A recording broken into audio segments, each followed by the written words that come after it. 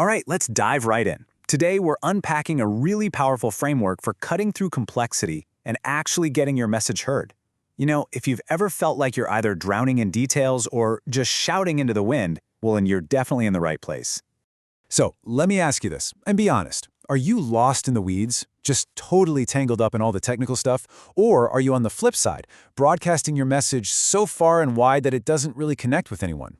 These are two super common traps, and what we're talking about today is a way to rise above both of them. The whole idea we're exploring is best visualized as a pyramid. Think about it. Down at the base, you've got these two opposite corners that represent very common ways to fail. But way up at the top, at the very peak, that's where the magic happens. That's the powerful integrated approach we're aiming for.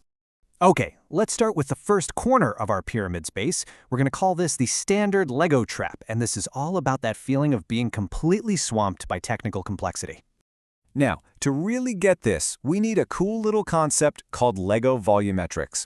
Just think about regular Lego bricks, right? They're small, there are a ton of them, and it takes a whole lot of tiny, precise movements to build anything. Well, that's our metaphor for really dense, complex information. So the standard Lego trap is exactly what it sounds like. It's when you get stuck playing with thousands of these tiny little pieces. You're so focused on the nitty-gritty, on all the small, frequent actions, that you completely lose sight of the big picture you were trying to build in the first place. And what's the result of that?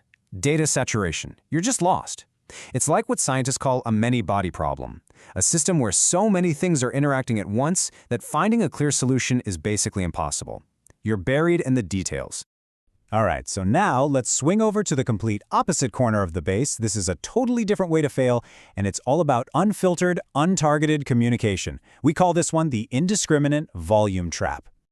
You know, this state is sometimes described perfectly by that phrase, too friendly. It's this high volume of social energy just blasting out in every direction, but with zero strategic targeting. It's all broadcast and absolutely no focused reception.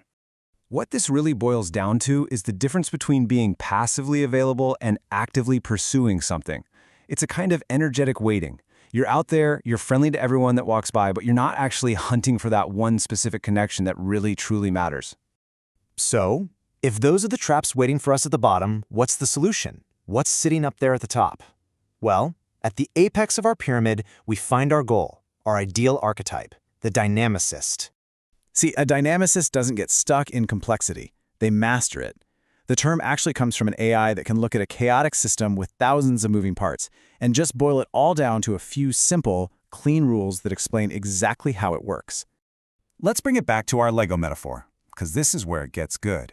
The dynamicist looks at that huge chaotic pile of tiny, standard Lego pieces, and they find the Duplo bricks inside. They take all that raw, messy data and transform it into big, simple, high-impact models that anyone can grab onto and build with. But mastering the complexity is only half the battle. To really own that apex, you also need a hyper-focused strategy for how you interact with the world. This isn't about being friendly to everybody. It's about something we call whaling. And the word whaling has these incredible primal roots. It traces way back to an ancient word that literally means the hunt for a large sea fish. It is the absolute opposite of that passive, indiscriminate friendliness. This is an active, exclusive, and intensely targeted pursuit of one single, high-value prize. So what's the engine driving this hunt? Well, this quote from the 17th century dramatist Thomas Otway just nails it. It's this insatiable ambition, this deep desire for completion, that actually gets stronger the more you succeed. It's the fuel for the hunt. Okay, so this slide really puts it all together. Check it out. At one base corner, you have the autist archetype, trapped in the standard Lego of technical details, which just leads to data saturation. Over on the other corner, you have the Williams archetype, putting out this high social volume, but it's indiscriminate, leading to passive availability. And then at the apex, that's the dynamicist, who masters the flow from complex to simple and uses the whaling strategy, an active, focused hunt for a single high-value target. Let's lock this in with one last analogy, okay? Imagine the universe is just a giant bucket filled with millions of mixed-up Lego pieces. The person stuck in the standard Lego trap, the autist archetype, is the one obsessively sorting every single tiny brick by color. They're mastering the details, but they're never actually building anything. Now, what about the other side, the Williams archetype?